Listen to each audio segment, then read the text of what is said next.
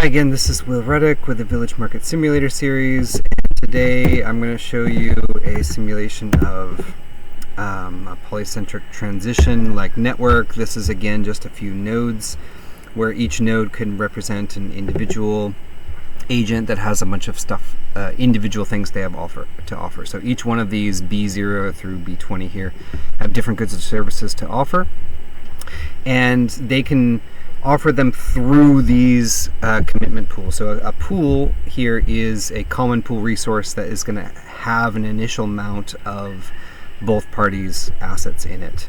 And so these are commitments. The assets here are commitments for resources. So if this guy wants some resources, he can push his in here and pull out some of B1's. And they can go all the way across in networks like this amongst each other, and we can create a very linear supply chain like this where they can get resources from their nearest neighbors, but they still have to follow this supply chain. So in order for this guy to get some sugar here, he's going to have to go through this distributor, out to this distributor, out to this supplier, and this supplier might get it from this supplier, and so on. And so you can end up with a network that looks a bit like this with a very long linear supply chain.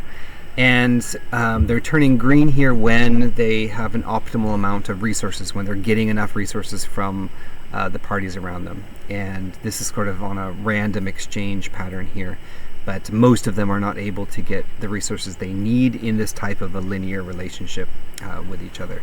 And so what we're going to change here is we're going to enable them as they have a lot of resources to branch out and to seek out resources across from other agents. So that looks a bit like this, where they're able to now make connections. So these commitment pools, these little common pool resources of claims for services can now reach out across the network larger. We put a maximum here of 4 in this simulation, but they could potentially reach all the way across the network. You could also have trimming for redundancies here, but this is basically trying to find an optimal network configuration that reaches a optimal amount of resources being supplied throughout the network. So in other words, this person here can ask the neighbor for sugar rather than going all the way up to the supermarket or going to their employer for money and then using that money to buy sugar. They can get it directly from each other if that's possible within this network. So you get a much more connected network, and eventually here it'll reach full optimization.